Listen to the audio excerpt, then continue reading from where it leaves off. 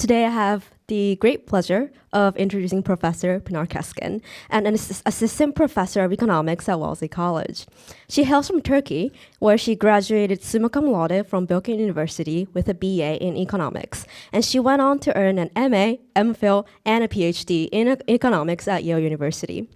She is an applied microeconomist with interest in development and environmental economics. Her work has focused largely on two themes. One, the economic responses to water scarcity and water pollution in both developing and developed countries. And two, the causes and repercussions of domestic violence and its transmission over generations. Professor Keskin has been teaching at Wellesley since 2011, and before that, she held various positions, including assistant professor of economics at Wesleyan University, Georgia Ruffalo postdoctoral fellow in sustainability science at Harvard University, and research fellow in Women in Public Policy program, also at Harvard University. A number of her works have been published in the American Economic Journal, the Review of Economics and Statistics, and the Economics of Education Review. And she has been a recipient of many honors and awards, including the University of Virginia Global Research Program of Distinction Grant and Harvard University Center for Environment Grant. Now, Wellesley students have consistently expressed their love and admiration for Professor Keskin. In the words of our fellow Albright Fellow and her advisee Mirai, quote, "She is one of those people who is not only a great professor, but also someone you go to when you just feel overwhelmed and want to cry. From her which might be often, from her warmness and care to the chocolates in her office, she is a great mentor."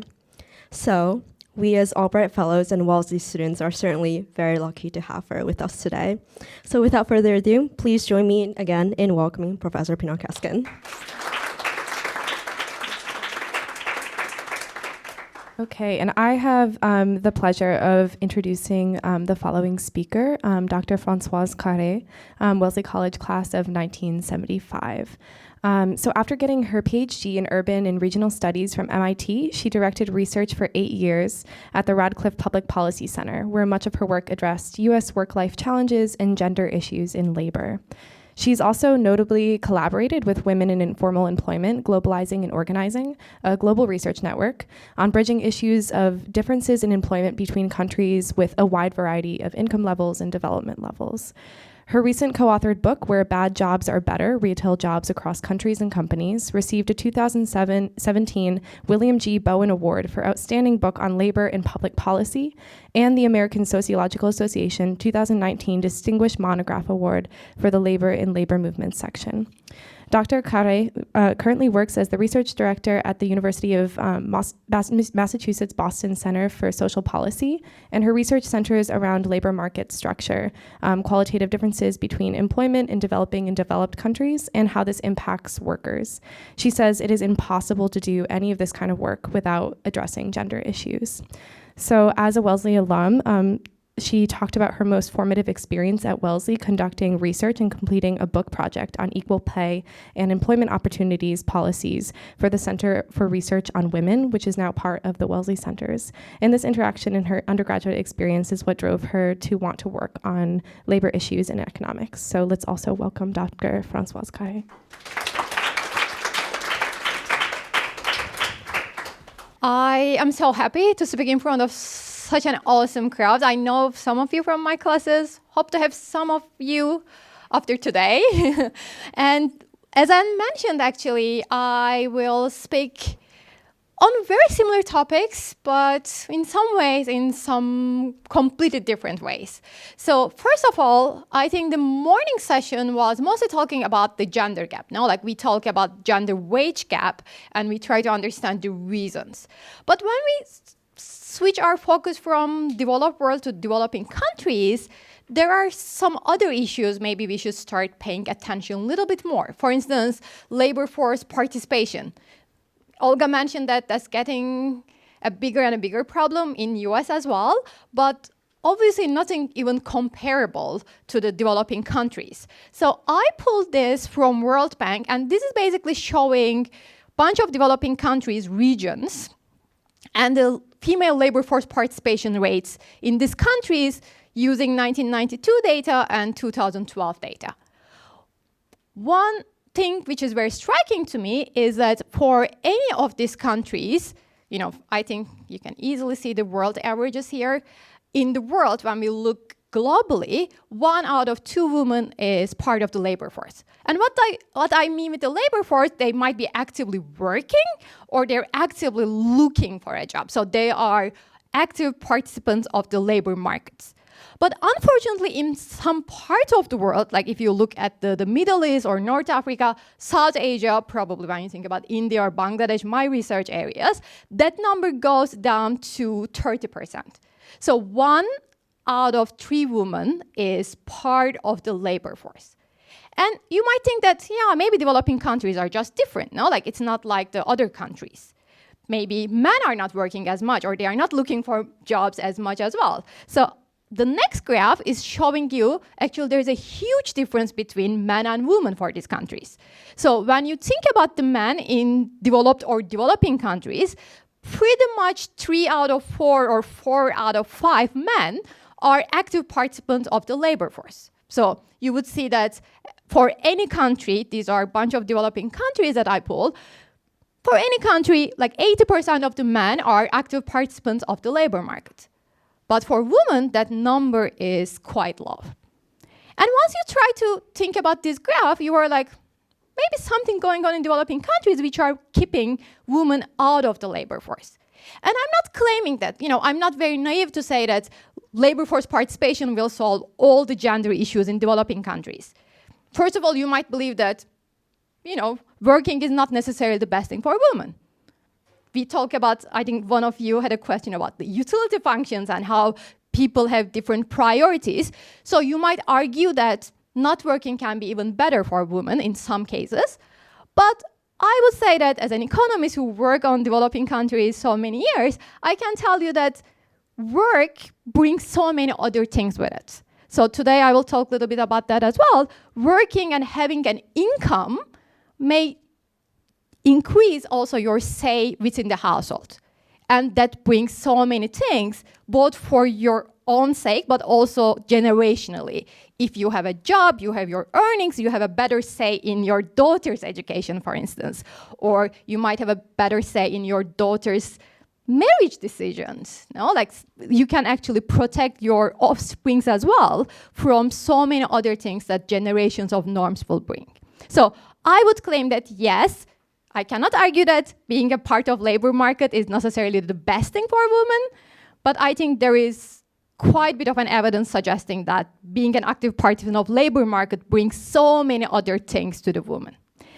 Now, while talking about this, I also want you to pay attention to one fact. We cannot necessarily think about development and female labor force participation or employment something very linear. It's not that as the countries get more developed, women will start working more and more. So let me clarify this. So we economists believe, actually these are not believe, like we can look at the data and easily see that as countries move from lower levels of development to higher levels of development, they go through phases. And the idea is that when you are in the earlier stages of development, where in this graph, like I have the GDP per capita here on the horizontal axis and female labor force participation rates of bunch of countries on the vertical axis. And if I draw a mapping line which best describes the data, you see that it's U-shaped. That is, in the earlier stages of development, actually female labor force participation rate quite high. What can explain this, you think? Like why women are working so much more in these very low levels of income in these countries? Yeah. If it's like an agricultural-based economy, everyone needs to farm, like no matter. Exactly. If you are really, really poor, you probably need 2 people or more than 2 people in the household to work and contribute to the family, no? And most of those jobs in the earlier days of development are agricultural-based jobs that women go to the farm with the other family members or to the small family businesses and contribute as labor. We can discuss whether they're really paid for those jobs or not. I think there will be more discussion about the type of the jobs or the quality of those positions, but they definitely contribute to the labor force as active members. But as the countries become richer, not that rich, but a little bit of richer, so countries who are in the later stages of development, the labor force participation rates start going down for women. And there are multiple explanations for this. One is that moving from the low level of development to that middle range is pretty much saying that we are migrating from an agricultural economy to the factories. And you might think that in some cultures, working in a factory with all the men around, not in the family farm, is not acceptable. So women start like actually withdrawing from the labor force. Or you might think that the factory kind of jobs are not very compatible. That's very similar to Olga's discussions before, or the Anne's description of the US labor markets, for instance. Women just cannot handle both a factory job, which they need to leave their village, go to the town, work at the factory, come back, take care of their kids. So they actually start dropping out of those factory jobs, and we have the lower levels of employment there. And as the countries get richer and richer, we are up back to where we are, and maybe US is somewhere here, and we can easily see that that can be explained by maybe switch from factory jobs to the service jobs. That is like kind of the natural progression of the development, that as countries develop, we have the agricultural stage and the industrial stage, and finally in the service sector, that's maybe more acceptable for women to work in more traditional societies, or actually those service jobs are a little bit more compatible with the other female roles in the household, and we see a graph like this. But what I also want to show you today is that just looking at this U-shaped relationship between development and the relationship between female employment or labor force participation and development is not really telling an entire story.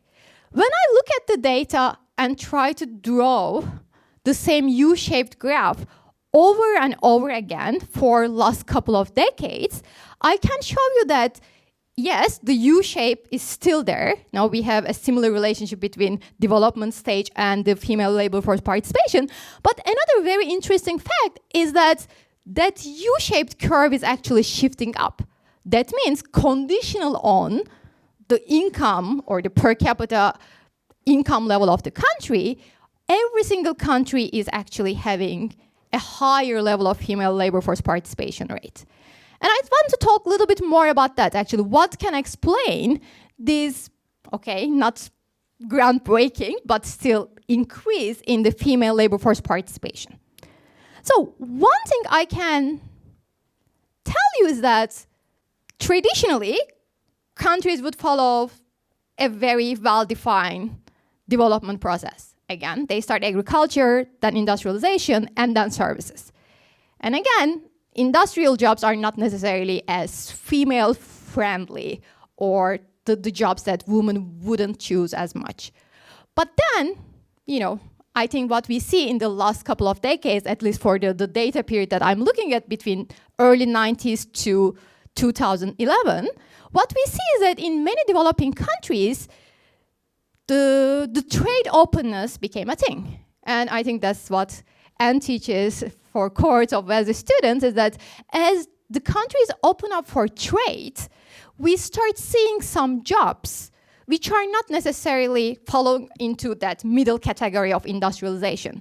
So great examples, probably you already read in some other classes, or maybe you followed in the media, that like Bangladesh and garment jobs, like they are, yes, industrial jobs, but not really heavy metal industrialization. So like women who has very fine hand skills can easily get those jobs, and the working conditions are maybe slightly different than working in a factory when you are producing bricks.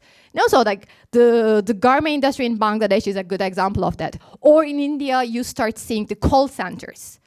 Those are very female-friendly jobs. It's nicer to call whatever when something is broken at home, like you call and HP voice of an Indian female answering. That's so much nicer than Indian male answering, probably. And you talk about your problem. They just walk you through the stages or whatever. Like for airlines, you probably call those call centers as well, who are based in India. But those jobs are actually made women to participate in the labor force much earlier than the traditional trajectory of development.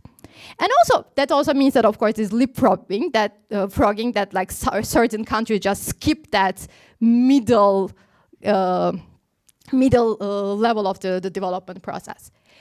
Another thing which is, I think, very, very important is the fertility declines. Now, anywhere in the world, women has a better control on fertility. So like when we think about generational shifts, we now have, anywhere in the world, better control on the birth spacing. We can time when we want to have a kid. I'm not saying that that's universally true, but it's definitely better compared to a generation or two before. So women can actually have a decision about when to have a kid, the first kid, but also then when to have the next kid or the next one, or when to stop or how to stop. So the fertility decline had a huge impact on the female labor force participation all over the world. That's also bringing me maybe the third point, that there is also a huge change in the female education levels. Now, female education and female employment, when you start thinking about it, is kind of like chicken and the egg. So it's hard to tell which one actually is driving the other one. One can easily, of course, argue that as we are moving from the prawn economy to a more service-based economy, education has a higher return, so women who are looking for a call job in India, of course, need to study formally a little bit longer. Maybe they need to learn languages, so their parents are investing more on their female education. Yes, there are studies which are showing that. But also, the overall shift, or the stuff like fertility declines, for instance, had a huge contribution on the female education, then in turn to the female employment. For instance, traditionally, if you are the older sister in the family, you wouldn't be able to go to school, most likely, because you need to stay at home and take care of your little siblings. So that was a very female sister role, and that was a very good excuse for the families to pull their daughters, especially after the primary school, out of the school. But as their parents start having better control over their own fertility, that role as like sibling caregiver is disappearing from most cultures. And that actually helped the female education and improvement. Another thing is actually the countries start having understanding the importance of education, not just because of female, of course, female employment purposes, but overall the importance of educating women to be better citizens, to be better mothers. There are lots of evidence that like even an extra year of education can make you take care of your own kids better, to make better investment decisions for your own kids, to take your kids to vaccination on time. So that 1 year of education matters, of course, way more than just like being part of the labor force. But the idea is that the countries are passing laws and rules which are encouraging people to send their kids to school. For instance, there is a huge boom in the school infrastructure investment in Indonesia, in India, for decades. And why that's important, of course, like it affects men and women the similar way, but probably more the women. Why? Because women are the ones who are held back to school, say, in their adolescent years, because their families don't want to send their daughters to a middle school, which is 2 villages away from their own house, because there's a social cost of that. It's not just that you buy books or uniform for your kids to send to school, but if you think that, or you perceive that it's dangerous for a daughter to travel long distances to be able to reach the school, then you might actually keep them home and say that, okay, you know what, primary school was enough. You don't need to go to the middle school. So the school infrastructure investment in many developing countries made women access to education in countries. Compulsory schooling laws. In Turkey, like one of my study areas, that we show that a compulsory schooling reform, which increased the compulsory years of schooling from 5 to 8, on average increased the female schooling by 1.5 years, which is a huge increase. And actually it has huge implications for the female employment in their adult lives. Another thing is that as the countries are more aware of the importance of education, there are many programs which we call the conditional cash transfers. That is, the governments Mexico has an awesome example of that opportunity, that they give money to the families conditionally. And the only condition is that, okay, I'm giving you this $150 at the end of the month. There is only one condition. I want to see your daughter in school or son in school. But obviously these things are more effective for women, because for boys, like, they're going to school in most of these cultures anyways, at least for up to a certain level. So the conditional cash transfers had a huge impact on female school participation all over the world. As a development economist, one of the things that I tell in my classes to my students is that, like, we cannot have one recipe that will fix all the problems in everywhere in the world, and I will talk a little bit about that as well. But I think conditional cash transfer is one of the rare things which worked in so many different cultures in so many different ways. If you take an Econ 101, probably you heard that, we play with the incentives. If you give the right incentive to people, they do the right thing. And conditional cash transfers actually work out for that. But going back to my point, so the education reforms, one other thing which I think Stacy probably is the expert on this, like, she's not in the room right now, but one other thing which increased the female education is the policy changes which make actually women representation in the leadership positions. For instance, in India, the laws about, there are studies which are showing that laws about reservation for women to be village leader, that has effects on families' way of seeing, like, what is the future of their daughters. I can imagine that most of you applied to Wellesley right after the Hillary's election, or before, right at that time. Some of us before. So just like try to get that idea. So like the fact that a woman can be something or she cannot can help the people to change their views of like what are the boundaries. So I think the policy reforms in developing countries which reserve leadership positions in the elections for female leaders also had an impact on families' way of looking at education and their aspiration, like for both the girls themselves but also the families. Now, these are all the gender gaps in the labor market and how economic process actually can make that gender gap get smaller and smaller and basically shift that U-shaped curve up. One thing that I also want to mention is that, of course, economic process can explain many things, but also we need to think about gender-focused policies which change the labor force participation in developing countries. So, for instance, access to simple stuff that we take as given in United States, like access to pipe water. This is my dissertation in India, working on the effect of access to drinking water resources on female labor force participation. I can tell you that this is 1990s, early 2000, that an adult woman in rural India would spend one entire workday every single week to collect water. You don't need to be an economist to understand the importance of constraints. Now we have time constraints. If you have 24 hours of your week spent in water collection on average, think about getting a job for yourself in a factory or commit to something. No, of course, it's not just the time that you spend, but also there is some uncertainty, like you will go to the water source, water won't be there. Maybe you need to go 2 hours later. Maybe the line will be too long. So the access to pipe water, universal access to pipe water, is a huge driver of female labor force participation. More in some countries compared to the others. No, because again, it depends on female-male roles that in India, it's an adult woman's job to collect water. If you go to Africa, the most effect of pipe water access comes through female education, because in Africa it's the little girls who collect water, and if you bring the pipe water or easier clean water, reachable clean water, then their girls start going to school. But anyways, it affects women in one way or the other.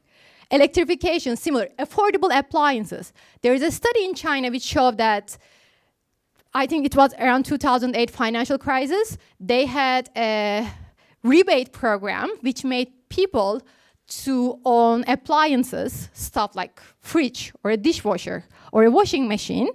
And there was a huge debate attached to that. So like you buy the thing and the government reimburses you for like half of that. So it was a 50% cheaper appliances. They showed that actually it increases the female labor force participation in rural China. Why? Because I can save time doing the, and it's right, maybe if you own 35 pieces of underwear per family member, you don't need to wash them as much. But in some cases, if you cannot afford 35 underwear, then someone needs to wash the thing, and it's always the woman. No? So appliances access is a huge driver of and actually there are studies even in the US looking at the small kitchen appliances in 1960s, 70s, increase the female labor force participation in this country. The fact that you have one of those KitchenAid mixers maybe save you some time, or slow cooker. Slow cooker make me be here right now. And my husband, who is watching my sick kid, but that's going back to Anne's earlier comment about you choose your partner. It depends, it determines everything about your life. But yeah, slow cooker is the best. Okay, go back. We're going Instant Pot in my house. Instant Pot. Slow cooker. I'm following your lead. I will next Christmas. Okay, childcare subsidies. I thought that it would come out somehow in the first half of the discussion, but the childcare subsidies are something that is kind of overlooked in developing country context. We talk about childcare, maternity leave is a huge deal in developed world, but in developing countries, a childcare subsidy in Brazil doubled it. These are all little experiments, but it doubled the female labor force participation because it makes it easier for women to go back to work. Mira is right that I think she had a question about this in developing countries. Actually, grandparents normally look after the kids, but not always because the grandparents need to work as well. Especially in the high fertility areas, grandmothers are also in the labor force somehow. No, they need to make a living for themselves. So you don't necessarily have that. But childcare subsidies is a huge thing. Having daycare opportunities. Again, in Velenchik, which is not costing all your income. We can talk about Wellesley daycare after this. But changes in gender unequal laws and regulation. That might, surprise some of you, not surprise others, but the laws are unequal. You cannot assume that labor laws are the same for men and women. I grew up in a country, Turkey, that when I was growing up, now it changed slightly, but my mom took time off from labor force to raise me and my brother. And I remember I was 9-year-old when she decided to go back to work.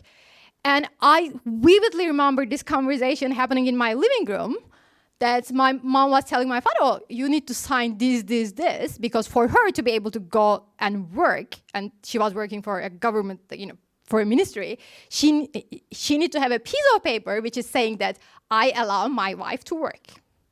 I was 9, this is 1990 in Turkey. So there are laws which are actually making female labor force participation harder in countries, or also shifts, for instance. There are countries that women cannot have the night shifts. Women cannot start a criminal case in the court. So basically, you cannot defend yourself if you think that someone did an injustice to you. No? So there are laws which are making harder for women to be part of the active labor force. Microfinance, it seems like normally an ungendered thing, but in many cases, institutions are putting extra effort to use microfinance, those small loans, to help people to start jobs. That actually help them to have that kickstart, and then women actually very good at moving on that. Conditional loan, they get enough skill training.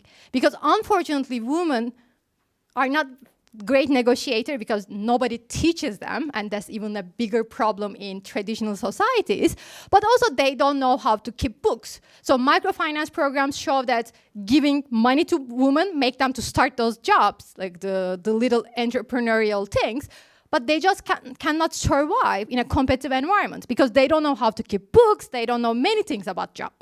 They don't have necessary networks. And women networking thing is hard even in developed countries where we, I think that was Sari who was saying that, oh, I have a PhD in this, I should know better. This is one thing that I always tell myself, like, I should know this better. Like, I have a PhD, I'm an independent woman, but when Wellesley is a big bubble in some ways, in a good bubble, but it's a bubble. When I was on my sabbatical for my junior leave, I was visiting one semester a very good research department in Boston area. No names necessary. But I always felt like there was not a single female, like, senior faculty member. So I think that tells which department that is. But one thing that bothered me constantly, and I remember coming back and talking to Kristen Butcher about this, that I always felt like I was missing the beginning of the conversations. I always felt like, we are going for lunch, there is something going on, people talk about something, and I was like, probably that conversation happened in the male bathroom, because I missed it. I was here for the entire time, but I don't know what they're talking about. So networking is an important thing, and in developing countries, if you are raised in a traditional environment, men has their networks that keeps their job survive or their little firm survive. But women, if you don't have the networks, you don't survive. So that's important part of it. And there are studies which are showing that it works. And before I don't even know how much time I have, probably I'm over as usual. But I will tell you two things. One, yes, female employment matters, because one thing is that, again, chicken and egg problem. If women works and bring money to the house, that makes the people in the society to see that we should invest in women. No, we should keep our daughters alive. We should invest their health. We should invest in their education. We should send them to school. So actually seeing female role models make other people in the society to invest more on their daughters, which is great. Female employment matters because if women can bring money in, there are studies over studies showing that if women brings money in, they actually invest in their kids, good stuff, their health outcomes, health investment. When you give the same amount of money to men, they go buy beer and cigarettes. I know, we talk about how bad stereotypes are, but there are so many studies, so maybe they are not that wrong. Improvement in the female bargaining power, they have a say. You have a voice if you have money. Unfortunately, but that's true. But then don't just think that female employment is the best thing in the world. Again, leisure time. Even in US, we had jokingly talk about so many things about the relationship and our husbands. They need to be here. But the female employment means less leisure time for women. Because in the ideal world, you would expect that women will start spending 12 hours a day to work, or whatever, 10 hours a day to work, and then come home and share the responsibilities at home with someone. But in many cultures, there is no someone. Now, by being part of the labor force, you work outside maybe 50 hours a week, and you try to make up for those 50 hours by doing the dishes and the laundry, whatever, stealing from your own leisure time. And again, I don't think that there are many studies which are showing that's necessarily a good thing or a bad thing. So I will leave that to your opinion. And my own work in Turkey also showed that the more labor force participation, unfortunately, in some cases, might mean that there is a backlash effect. We showed in Turkey that compulsory schooling reform, which made women more employable in their adult lives, guaranteed some kind of income for women in their adult lives, but also caused that women to face psychological violence in extreme. And our explanation is that men, even though we believe that, there's a naive way of thinking about domestic violence, is that women are living through this experience because they don't have a say in the house or they don't have bargaining power. So if we can empower them, they will stop facing domestic violence. What we found, I have another study in Cambodia looking at the same thing. I have another study in Turkey looking at, again, employment effects on domestic violence, and we show that actually men sees the thing that if woman is working, they have something that I can get from them. So let me use violence or threats of violence to get whatever they have now. So in cultures where there are not as many outside options for women out of the marriage, employment or access to other resources can also be that women are facing more violence because now they have something valuable and man wants that. I will stop with 1 minute note on the fact that I talk about, especially at the beginning, about this U-shaped relationship, no? But keep in mind that U-shaped relationship, or most things that we talk about as economists, are averages. So on average, the relationship between employment and GDP per capita or economic development, you can think about, yeah, it's a U-shaped relationship. I can fit a U-looking line to the data that I collect from countries. But remember that there are countries, of course, which are off that path. No, like this is Turkey, my country, kind of like happily hanging out at the almost like lowest point. For India, the same way. China, much above the expected, like, you know, this the expected employment rate in China for women. This is what they are really doing. So I think one thing that we need to keep in mind, and I think there is a huge amount of research needs to be done, is that the cultural norms of countries explain most of these differences. Yes, we can, as economists, say that, oh, this and that and education, that can explain the story. But even with the similar characteristics, countries can be widely different. And we need to find ways to change the gender norms overall to be able to actually move all of them up, like, kind of universally. Thank you so much.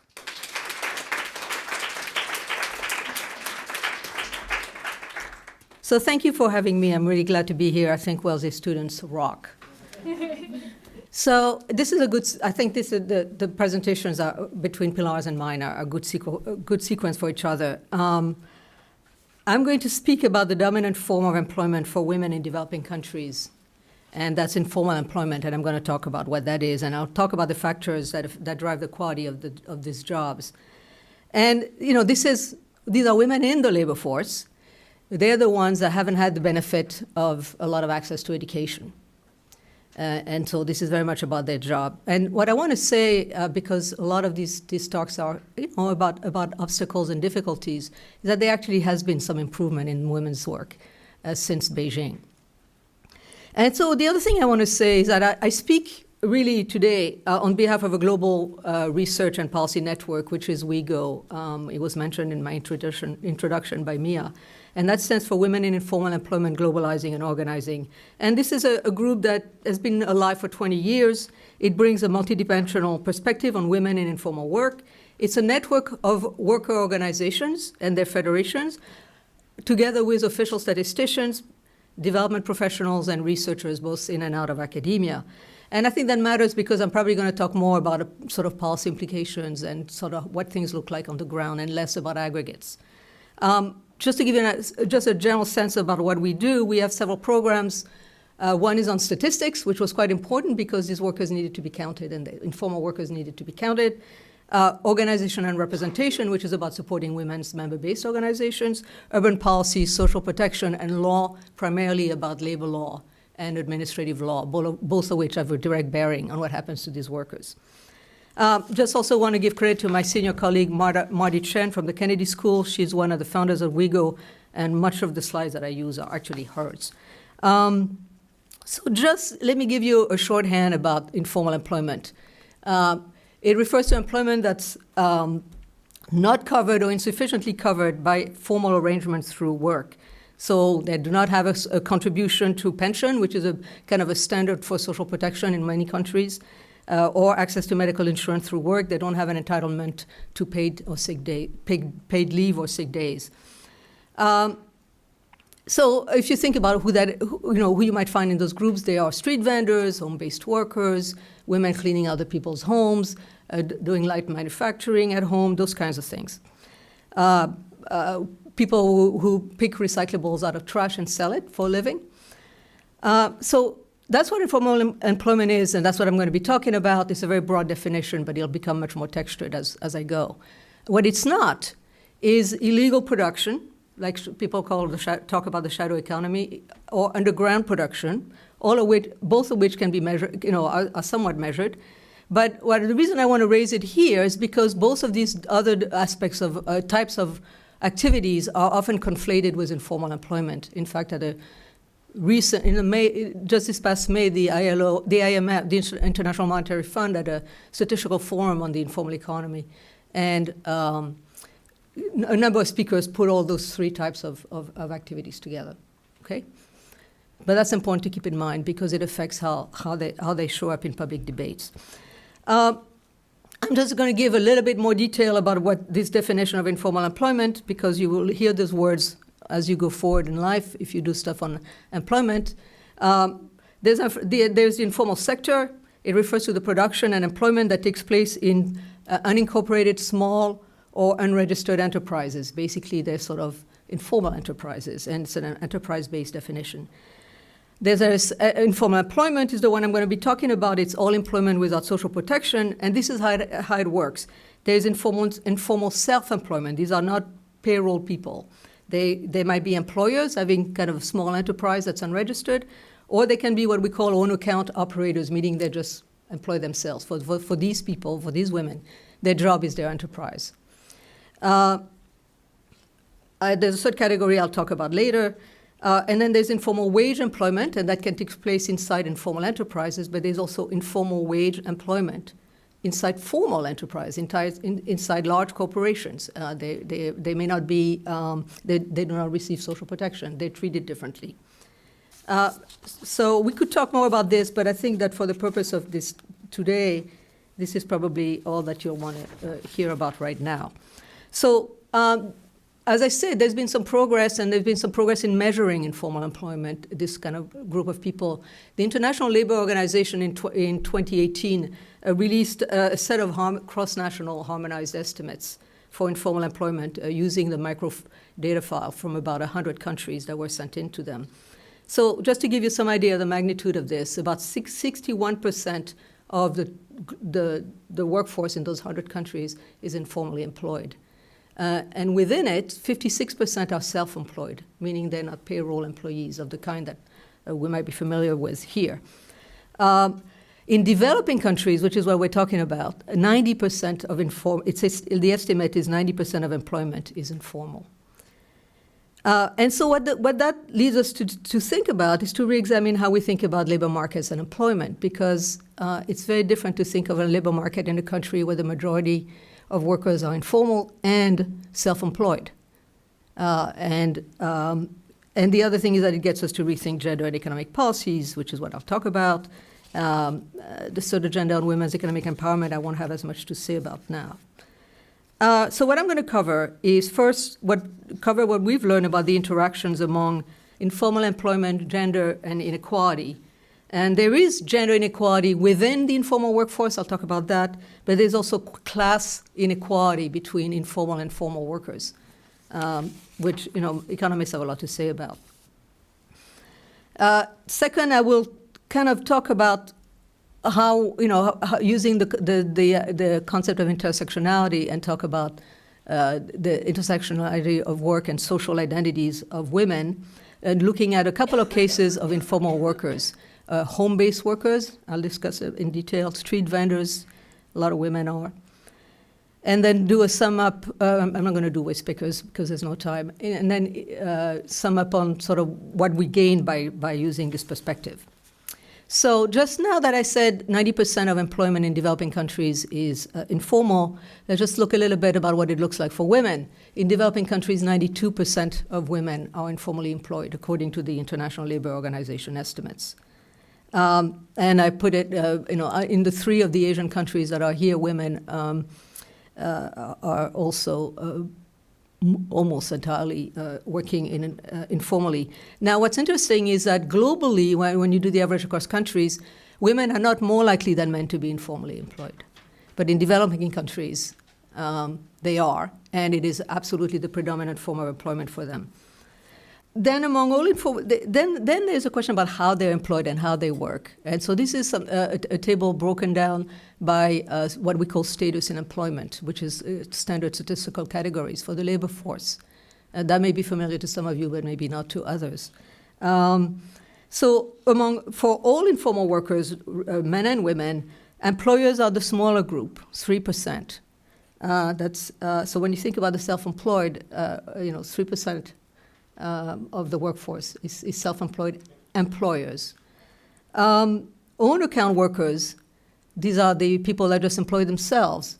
They account for 54% of all informal workers in developing countries. So you have a lot of people just working on their own, for themselves. Then there's a large group called the contributing family workers. And that's a very important group for women. These are workers that contribute to a family market, a household market enterprise, and often are not paid. So they are producing, they are part, and they're part of the labor force, but they're actually not getting any earnings from the operation. So, what does it look like for women? For the women, 51% are own account workers. So the majority of women that are informal workers, over 50%, are own account workers. They're not payrolled by anybody, they don't employ anybody, and they are informal workers because they also don't have social protection. Only 1% of women informal workers actually employ others. 31% are contributing family workers. That's a large group of women working in family, for the family operation, and often a small operation. So what you see there is that, just a quick observation, men are more likely to end up, more likely than women to be employers, and women are more likely than men to be contributing family workers. So that's a general pattern. Then what I want to talk about is this sort of the interaction among being informally employed, gender, and earnings inequality and income inequality. Basically, as I said, what we've seen is that there are gender inequalities within the informal workforce, but there also are class inequality between being formal and being informal. There are inequality of earnings, but there's also obviously inequality because if you're informally employed, you don't have access to social protection through your work, whereas if you're formally employed, you usually do. That's what the boundary is about. It's about what social protection you get. Within the informal workforce, there is segmentation by branch of industry, by status in employment, by place of work, and by sex. There are gender gaps in earnings within segments of the informal employment by tasks performed by the products and the services. We've come up with, not based on 100 countries, but based on quite a number of country-specific studies, we've come up with just a stylized rendition about what goes on in terms of the gender stratification and the economic stratification in informal employment. So remember, we're talking about, the predominant form of employment for women in developing countries. So this is what you see. You have this pyramid, and most of the workers are at the bottom. There are very few employers, and employers are the ones that have the higher earnings. Then there are informal wage workers. They're payrolled by a company but they're not receiving social protection. They are the own account operators, the casual workers, and then I will explain what those are later, industrial outworkers and home workers. The bottom are mainly women workers. The top are mainly men workers. And the middle is where you get a mix of genders. So basically, women are overrepresented at the bottom of this pyramid, and men are slightly overrepresented at the top. Now, again, this is all within a population group that doesn't have very high earnings, but there is gender stratification, and we're going to talk about why that is. This overrepresentation at the bottom has everything to do with the earnings disparities between men in informal employment and women in informal employment. But as I said, there's also this inequality between formal and informal workers. And again, based on country studies, the average earnings are lower among informal workers on average than among formal workers, as you would expect. There are studies that I've looked about what households they're part of show that there are more informal workers that are from poor households and that live in underserved informal settlements. This is their neighborhoods. That came up in some of the presentation that Pilar gave. That makes a very big difference. Informal, self-employed, both women and men tend to be stigmatized as not being non-compliant with regulation, having low productivity. I'm sure some of you have heard that when you've heard presentations. and often are penalized by the state. And I'm going to illustrate why that is and how that is. So in short, there's greater income inequality between informal workers and formal workers than there is between men and women within informal employment. And that's something to bear in mind. And so what we need to do is to look at the intersection of gender, status in employment, and class in the analysis that we do when we think about the links between economic policies and local economic development policies, housing policy, and outcomes for workers. So just to very quickly say, well, what would equality look like between men and women for informal workers? It would mean not only the equality with men workers in the informal economy, but also an equality between informal women workers and men and women in the formal jobs. And to address this question of equality between informal workers and formal workers, you really need to address a bunch of structural barriers that bear on informal workers. One is, again, I mentioned there's dominant narratives that's basically stigmatize all informal workers as being non-compliant or being even illegal. And that's what partly is driven by what I talked about earlier, where there is a conflation of being informally employed and being illegal or being underground. There's lack of legal identity, often very, very few rights, weak bargaining power. There's often an hostile legal and policy environment. Some of that came up when Pilar was talking.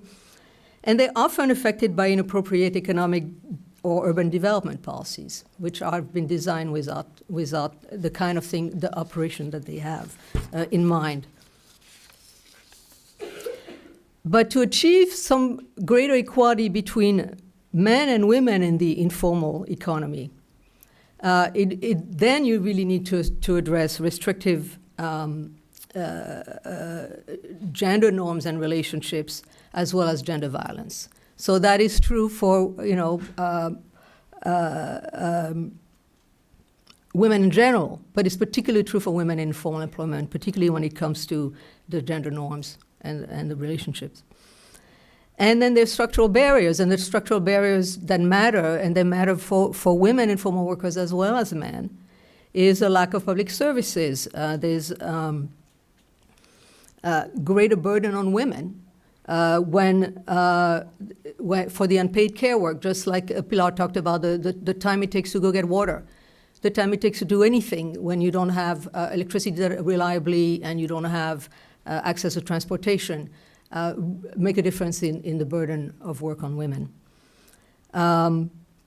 There's also, and sounds like a rash statement, but there's state violence that's aimed specifically at women informal workers. So, in some of the meetings that we have, people will say, well, violence is it happens to everybody. Yes, it happens to everybody, but it happens in certain ways to women. And so in a market, for example, in a meeting we had in South Africa, outside of Durban, the workers reported that the police harassed women specifically because they were more vulnerable, and that pushed them into even more casual, lower earning options as informal workers. So because they were harassed for being on the sidewalk and bribe and extortion, those kinds of threats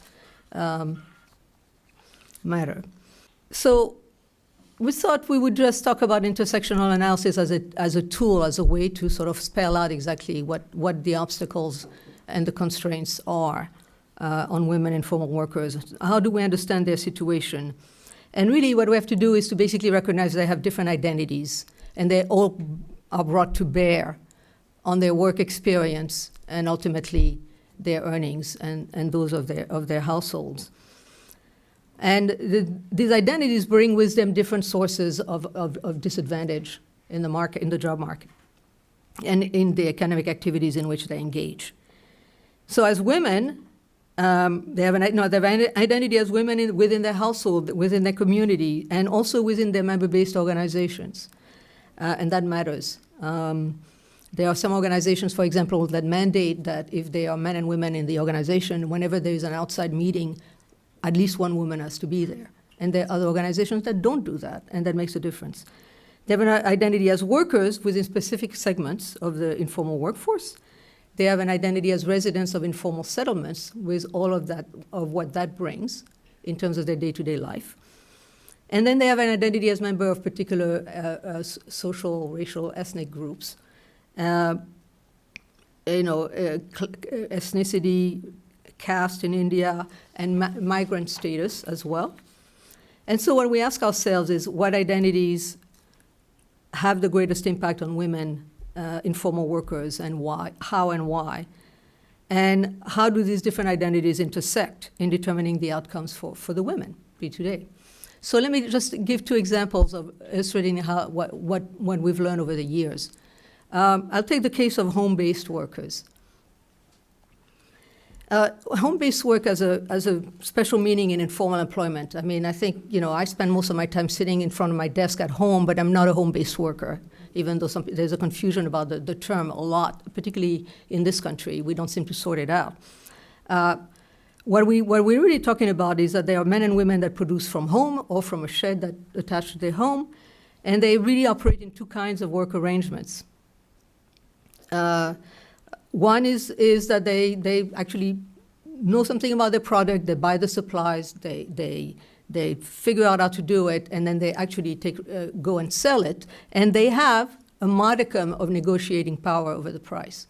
And then there's the bulk, often the bulk of home-based workers that are really what's called industrial outworkers, meaning that they produce for domestic or for international value chains.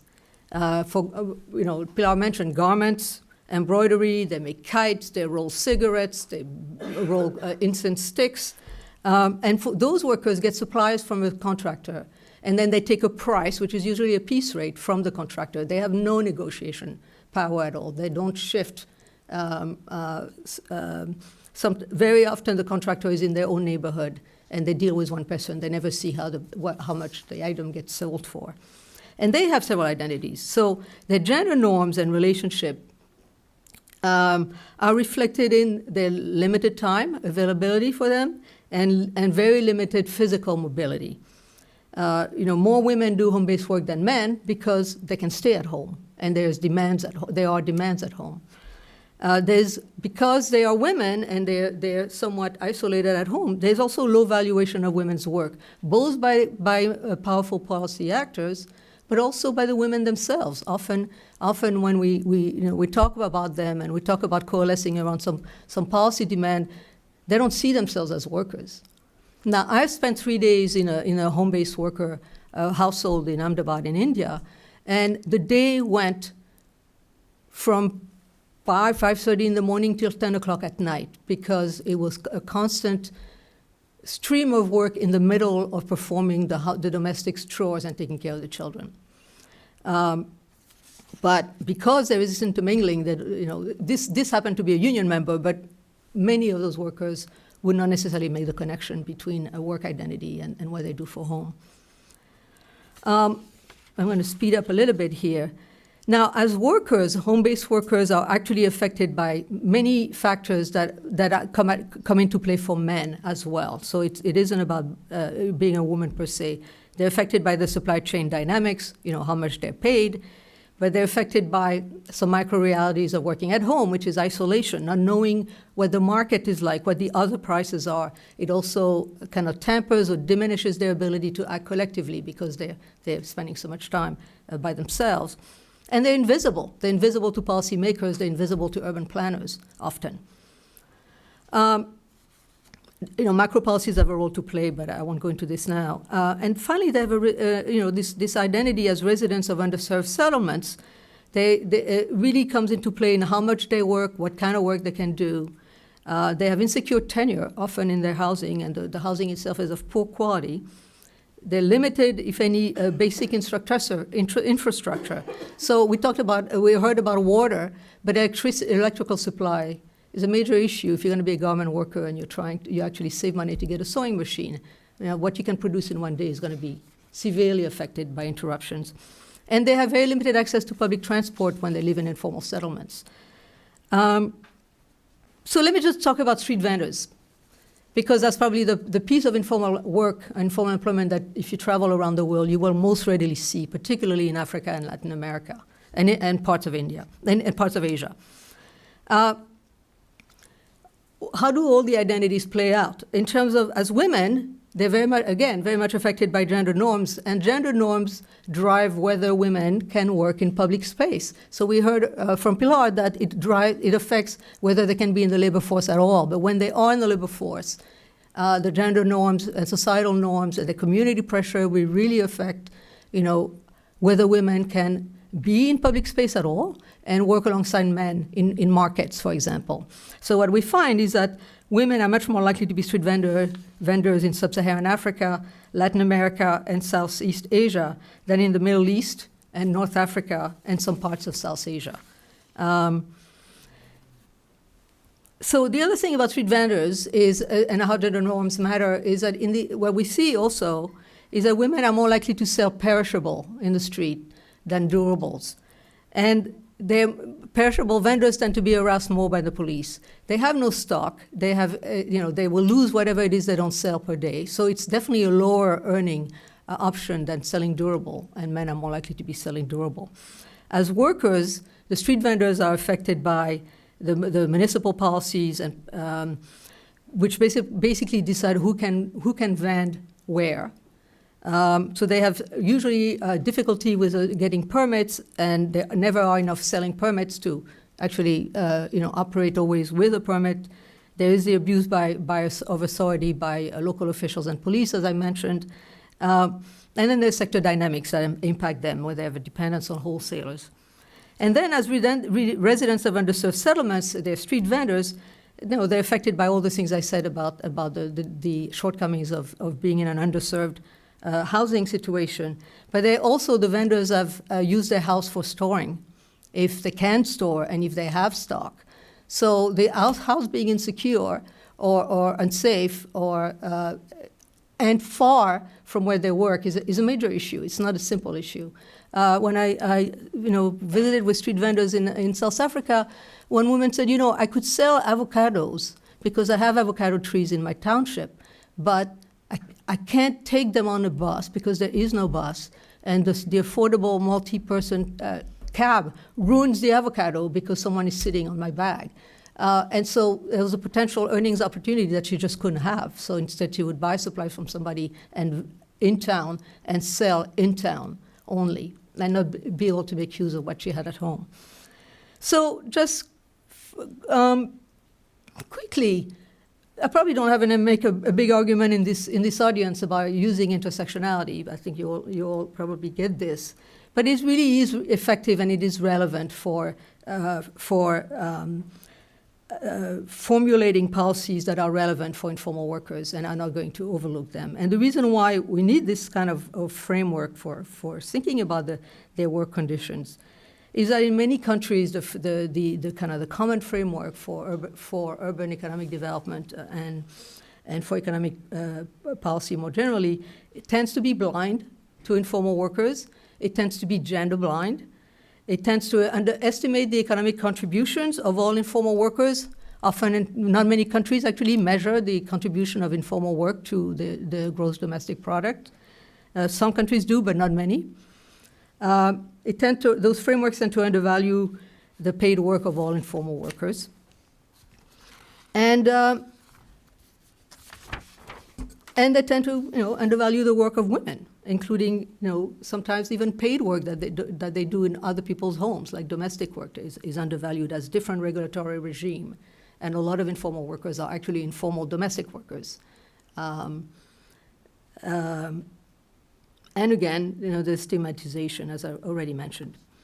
So just to sum up, what this allows us to do is to take into account multiple facets of social identity, not a simple one-dimension aspect of social identity. Class identity, both in terms of earnings levels, where people are in this stratified structure of informal work, but also where they live.